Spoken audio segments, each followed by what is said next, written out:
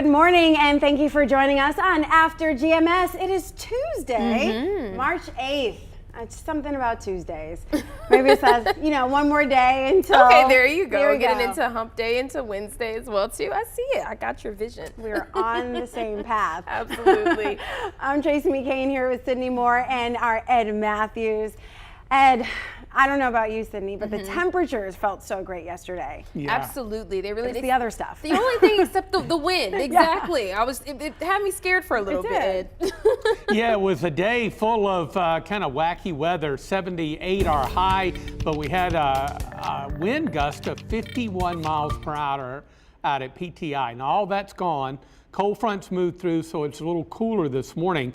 We check our unofficial low temperatures for the morning, generally looking at temperatures into the 40s. 46 the low in Greensboro, 47 in Winston-Salem, Burlington at 48, 50 in Asheboro, 49 over at Lexington, 42 over at Martinsville, Danville at 46, 44 the temperature for the low in Reedsville, seeing similar temperatures out over the foothills, but many of our mountain locations went into the mid and upper 30s. Got some clouds around this morning. It's not going to be a bright sunny day, but I think overall kind of a mix of sun and clouds, and we'll likely see some clouds really build back up late today out ahead of our next rain producing system later on this evening through the day tomorrow. Temperature right now at 46 degrees. That's our current temperature, and of course our low so far this morning. The cold front that moved through yesterday is stalled to our south. One little wave of low pressure along the South Carolina coast will not have an impact on Piedmont weather, but one moving out of Texas in the western Gulf of Mexico is going to head up that stalled front and bring a pretty good shot of rain tonight and during the day tomorrow. And some of that rain could extend into early Thursday as this wave of low pressure moves through. And it could be a soaking rain as much as a half to maybe upwards of an inch of rain in parts of the Piedmont before it tapers off early on Thursday. We get a little break in the rain Thursday and Friday, and then another system heads our way. That cold front back to our northwest will move through early on Saturday morning, dry us out, but chill us down for the upcoming weekend. This is what it looks like in the 7-day. Enjoy today with the dry weather and highs up near 60. Pretty normal day for the Piedmont. Rain spreads across the area this evening and overnight. It'll be with us in the form of light rain and drizzle on Wednesday with a high only in the upper 40s. So staying chilly on Wednesday. The rain will move out early on Thursday. Again, dry weather Thursday through Friday, and then our next little batch of rain comes through Friday night and early on Saturday. But I think overall the weekend, though chilly, it's going to be dry on Saturday and Sunday. Well, it is International Women's Day, and March is also Women's Month. It really is the perfect time to highlight the women right here in the Triad who are not only making history, but also mean a lot to you. That's right. One in particular, though, is making history at the Guilford County Sheriff's Office, and she is the first Black woman to serve as captain over District 1. Yeah, absolutely. She's one of the countless women making important contributions to our world. We want you to share the amazing women in your life in the comments below. And in the meantime, let's get to WFMY News 2's Denise McMiller. She spoke with Captain Latoya Howell about her journey to leadership.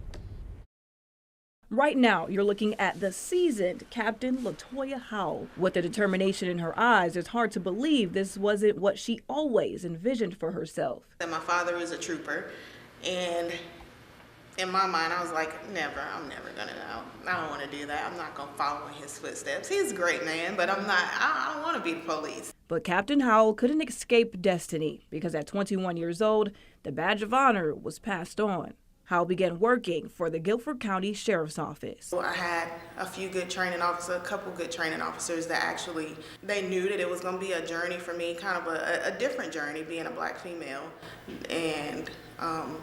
And they acknowledged it, and they said, you're gonna have to prove yourself. Howell was one of only a few women on patrol at the time, and those words motivated her. She proved herself as she climbed the ranks for 19 years. I've earned the position that I'm in. The position, captain over District 1. She made history as the first Black woman to do so. A little overwhelmed, a little honestly intimidated by it, because that's a big job. But she's more than ready for the task, because as a working mom, she's learned through her years of training not to shy away from a challenge. Those challenges with just trying to keep a family together and still come to work and do the best that you can at work was, I would say, a little draining at times. Through it all, Howell is now a role model for women and mothers who want to be leaders on the force. Recognize that being a woman it's actually a strength, because there are things that we can do as women that a lot of male officers can't. We deal with a lot of females in answering calls, and a lot of females that are going through crisis want to deal with another female, and they need us. Well, we know there are so many incredible women in everyone's lives, and we asked you for some of your pictures and some information about them so we could share them with all of you. We did get this picture a viewer sent. And the person said, "This is my mom, Rita Scott. She works with the Next Gen program with NC Works and helps people get jobs. She also volunteers in our community and at school." This person said she's hardworking, but make sure we have family time. That's awesome. We also got this text from Stacy, who's giving her mother a shout out, Carol. She said, "The epitome of a strong woman. She raised her 5 kids gracefully and supports all of her grandchildren." Wow. 5 kids. That's amazing. Yes. Tammy gave a shout out to her best friend, Beth Lucas, who runs a nonprofit group that feeds families in Reedsville. We certainly appreciate that shout out. And Tammy sent that to Beth. And Tony also wanted to highlight her best friends, Brittany and Rosalie. She says, "The world is a better place because of you." And again, that's from Tony. I love that picture. The ladies just relaxed, enjoying themselves and each other. I feel like, women are good company when they are, supportive of each other. Yes, I love that. Listen to each other, support, and also kind of share experiences, because I think as women, we go through a lot of the same things, and just having somebody who shares that with you is, hands down, probably the best advice you'll ever get. Absolutely. And Ed, you spoke very, very highly of your mother as well, too, earlier in our newscast. And she deserves it. She's a fine woman. I'm still learning from her. She's 85 and I'm soon to be 63. You can always learn from your mentors. She's a great lady. She was a great mom. Her and my dad both provided me and my sister with everything we ever needed. She's more of a good friend now as opposed to a parent. And I know I can go to her for any advice that I may need. She's always there for me, even today. And I want to say kudos to my very, very smart sister. I was the one that went to college in the family. So about the only thing I know is how to forecast weather, But my sister is just incredible. She's very smart, can fix things, repair things. She has what we call common sense. And I keep asking her if she would give me some, but so far she hasn't dished anything out. I could use a little bit of common sense, I guess. I think you have a lot. And you all are talking about this under our comments. Joanne says, "My paternal grandmother was the woman in my life. She took me in as an undernourished 6-month-old infant when my mother left." Wow. Wow, that's amazing. Absolutely. Certainly a blessing to have. It doesn't have to be your mom, right? Though I think in many of our cases, our moms are the most influential women in our lives, but it can be a role model, Absolutely. It can be a mentor, it can be a friend, a sorority sister. There's so many different ways that women can play an important role in your life. And I look to all of them for advice. And then I like to serve as one myself when I can, just kind of like supporting all of those who come along after. And we talk about the pandemic too, that has just caused a strong impact on mental health. And I think we've highlighted that as well. But being able to see mothers and different influential women take on roles to help other people who are struggling with mental health as well too, and become role models to see, you know what, if you can do it, I can do it. And if you can do it in a world that has a lot going on right now, is even more just encouraging. Absolutely, absolutely. So go ahead and put your comments in our feed. We just heard from Lakaya, who said, by the way, she had a birthday yesterday. I asked her, I'm like, how was your birthday? She's like, it was okay. We went to lunch, I worked. Oh, and I got an SUV. I'm like, oh my goodness. That's awesome. So Lakaya said my mom's birth and second mom's from cousins. And then she listed a whole bunch of people who have been influential in her life. I mean, like a list of like 8 or 9 people. So, I mean, I certainly would have a list that long myself. Sure. Just because, you know, it's not just one person who shapes you, you know, there are a lot of It takes a different things. village. It takes a village. There you go. There you go. So, okay, well, we have all week and month to do this because it is Women's History Month. But I do want to read this one from Pamela, who said, good morning, Tracy and Sydney. Shout out to Greensboro's own Shirley T. Fry, to be celebrated as an amazing woman. She inspires me. And Shirley Fry inspires me as well. She worked here, it's a little news to history. She worked here in our Community Services and Relations Department. Her husband is Judge Henry Fry, who was a former North Carolina justice, the first Black male to hold that position, and is still legendary here in Greensboro. So, and really across the state. Probably the South. That's awesome. Maybe the nation, but they've done so much for our community. And now they have generations of kids, and one of their children is a doctor at Cone Health and nursed my daughter back to health when she was an infant and she was sick. Oh, so, that's sweet. Yeah, that's sweet. Yeah, it's really cool. And I'd like to shout out my mother, who's just very, very. Oh, there she is! Yay! Oh, look at her styling. That and is profiling. nobody's mama.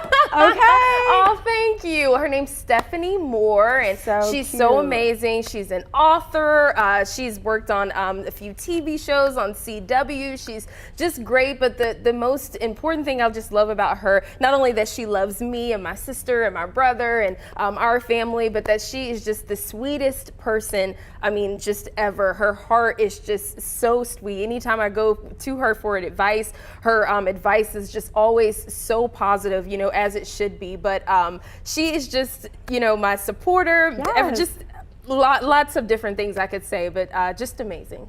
Now, did you teach her how to pose like that, or did she teach you? I don't know. I'm not really sure. Maybe I did, but I don't know. I don't want to say that. I think she just has the little hip, you know, on her side and just said, hey, you know, let me just do me. She's like, 3 kids, what? Right, there's 3 of you, right? Yes, there's 3 of us. It's amazing. Yes, definitely an icon. I did not do my due justice and send a picture in, but I will give my mom a wonderful shout out. She is not only a mom, but she's like really like, she's my sorority sister, but she's also my best friend. I talk to her about anything. I call her multiple times a day. And we were already close, but then as my dad has aged and gotten sick, and we're both sharing the responsibility of taking care of him, we are even closer. And I didn't think that was even possible. But the things that challenges do to relationships, they either break you apart or they draw you closer. That's right. And I am thankful to God that every step of the way, every challenge that I've had or my family has, we've always just gotten closer. And so we're working through this one as we will the next. There you go. And I'm just very blessed to have a great family and a great mom. Well, International Women's Day makes me want to sing Who Run the World Girl with Beyonce and just get it. So fun. I think you taught your mom. I'm convinced now. I'm convinced. After that little move. Yes, it was the move. All right, well, we have another conversation for you in just a little bit, but we do want to get to your morning headlines and some important news. As support continues to flow from the Triad to Ukraine, with more than 200,000 Jewish people in Ukraine right now, the local Jewish community is finding ways to help. The city's Jewish Federation is joining the Jewish Federations of North America's campaign to collect $20 million to help provide resources, including temporary housing, food, shelter, and medicine. You can find out how to send monetary donations on their website, and they say 100% of the dollars sent to this campaign will help Ukraine.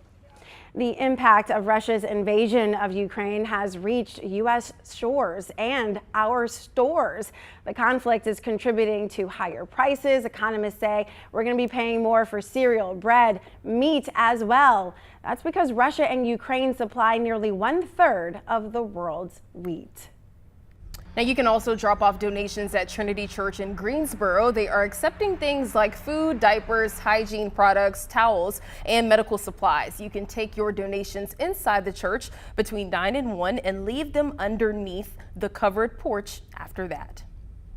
Well, you have the chance to land a new job at a Triad career fair today. NC Works is hosting it in High Point. The outdoor event will feature employers from City of High Point, YWCA, and Job Corps. It kicks off at 1 p.m. at Southside Recreation Center on Taylor Avenue, and it wraps up at 4 p.m.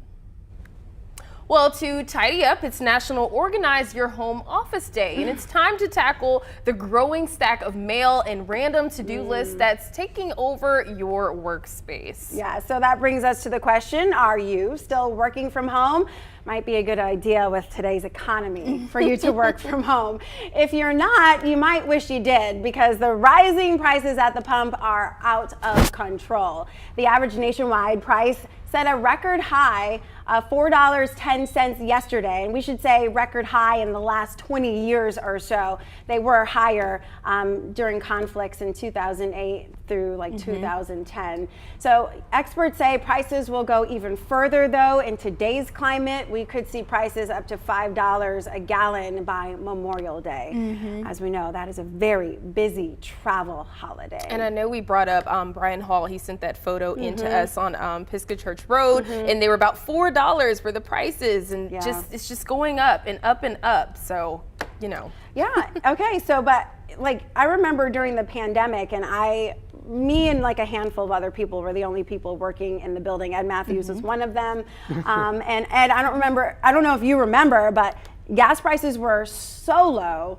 I mean, you could fill up on $25. Oh yeah, easily. Yeah. And we only had from here to work to go. I know. What do you make of this, Ed? What do you make of this? Well, I am thankful that I live only 3 miles from the TV station. Nice. But as these gas prices are just going further and further out of control, I am thinking about consolidating my travel. If I need to go to the supermarket, I kind of let places that I need to go kind of build up, and I do it all at one time. So if I got to go to the supermarket and I got to go, to the drugstore or run another errand, I try to consolidate everything together. Something interesting, yesterday I needed some stamps to mail some letters. And I live maybe a half a mile from the post office on Mora Boulevard. I went to get in the car and I said, Ed, what are you doing? You need to walk down there. It's a beautiful day. It was windy as all get out, of course, but it was a beautiful warm day. So I put the keys up and just trucked down Market Street. It was a great walk. There you go. And it saved half a cup of gas. But I am really, with these prices, gas prices, I'm really starting to think about ways that I don't have to get in my vehicle and go somewhere. And that's going to include walking and also riding my bike. It's good for you, and it'll keep some money in your wallet. And I mean, and I was telling some folks in the newsroom earlier, you know, we've paid gas prices higher than this before, especially during the Gulf War conflicts and, you know, even after 9/11. That was definitely a time when the world was kind of obviously not at ease. And so that was indicative of what was happening in our world at the time. And we paid out of the roof gas prices. But we got through it, and we did it by not driving as much or deciding to scale back on certain things. And we might have to do that again. And Ed Matthews, it already seems like you figured it out because you've done it before. Yeah, it's a win-win situation, like I said. But you have to kind of train yourself to get into that mode. But I tell you what, as I look at these gas prices going up, up, up, I'm definitely getting in the mode and the mood to find ways to not get in my vehicle. And if I didn't come to work at dark 30 in the middle of the night, I'd probably ride my bike on a warm, dry morning. Don't know if I'm going to go that far, but nevertheless, you have to train yourself. Just like yesterday, I was going to hop in the car and go get stamps and, you know, drive a little more than a half a mile to pick up stamps. And I said, no, no, no, no. Don't get in the car. Put it on the street and walk. And you know, I had a beautiful walk over downtown Greensboro. I was able to walk by the parking deck that they're building on Market Street and Davie Street. So you just can visually see bumping into people on the street and meeting new saying people. hello. Yeah. It's a win-win situation. It is. I also heard some people carpooling as well too, taking turns to go to different destinations. If you live in the same area and you work in the same area, hey, let's just catch a ride together. You do Monday through Wednesday, I'll do Thursday, Friday, and sort of thing like that. And you know, it's not, you know, the prices are incredible, but you know, we look at the world situation and what's going on with this war. We are amazingly blessed in this country, beyond what we deserve, and I feel that way. I feel strongly about that. I think it's the least we can do. If we can conserve fuel, might be a little bit of a hardship. I think it is, you know, support for Ukraine just in us doing that small thing. But we just, again, I reiterate, we have to kind of train ourselves to mentally think about, I'm not gonna burn as much gas as I've been using. I think a good way of doing that, Ed, is by making sure all of your errands are kind of on the same day. Yes. And maybe within the same location, and maybe it changes your shopping habits. Instead of going, you know, 5 miles from every different, you know, place, maybe you keep it in one shopping center and park in one place and go to each, you know, store there, and then go in your car and go home. Kind of just consolidating trips, consolidating places where you shop. But if you can imagine, you know, if shipping costs you a little bit now, it's probably going to cost you a little bit more in the coming weeks. And Ubers, you know, food prices. I mean, what you're paying now is probably good, right? In a few weeks, if things start going up, you're going to have to pay more when you're going out to eat, not only just what you're bringing in from to home. So You know. it's gonna play a role in really pretty much every aspect of our life. But like you said, Ed, we are blessed. And yes, when we you are. consider, you know, the other side of things, it does make the pain at the pump a little. It kind of gives you a reality check. You know, I pray for Ukraine every single day. Absolutely. That comes by. But you know what? Good is going to triumph over evil. It doesn't look that way now. There's a good book that tells me that that's going to happen. Yeah, certainly keeping them in my prayers. And Jessica Richards said, my dad and husband work together, so one drives 1 week, then the other drives the next week. Yeah. Taking those turns. And Little then family carpool. Yep, and Dana says, I'm about to start cutting back on my trips to North Carolina. My car takes premium gas.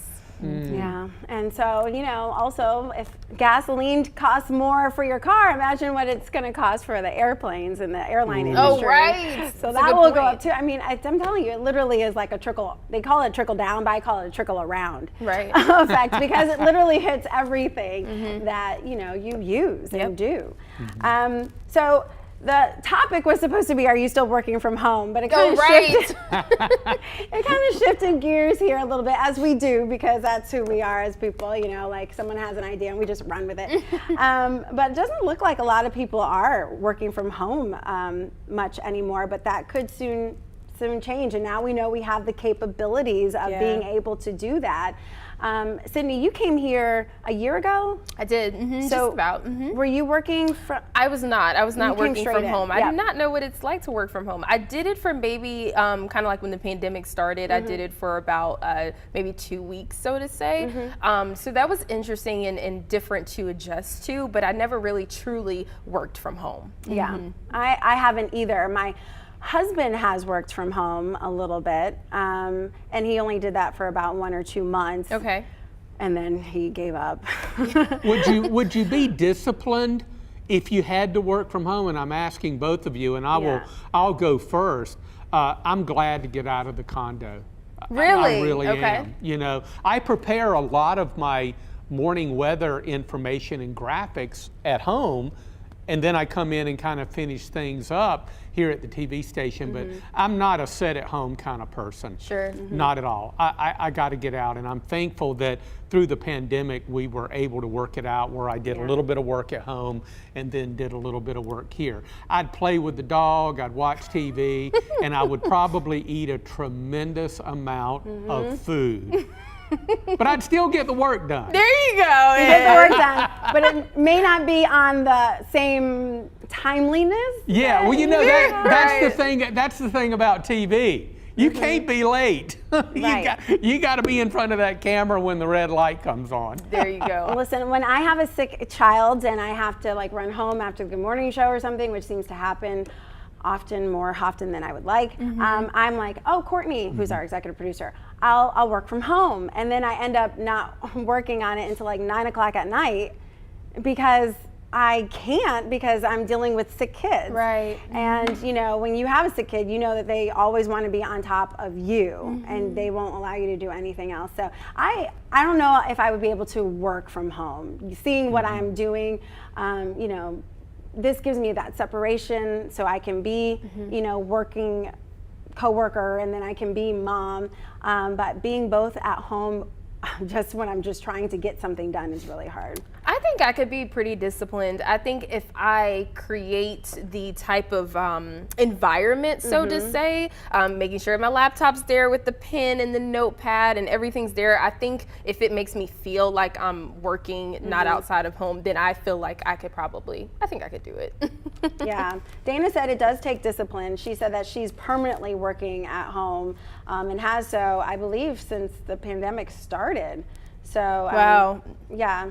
And there's some people that love it a Yeah. lot and don't want to go back to being in person at work. And then there's others, just kind of like Ed is saying, you know, hey, I cannot focus at home, you know, and I'd rather be back. So you can see both sides of the table. And the pandemic has definitely shown too that a lot of things can be done from home as well too. Like the platform Zoom, I was not familiar with that as well. And that's something that folks use a lot right now to get meetings done and interviews done like we do now. So it is definitely, the pandemic has shown a lot of things have come to light of what we can do as far as remote work. It's all within our reach.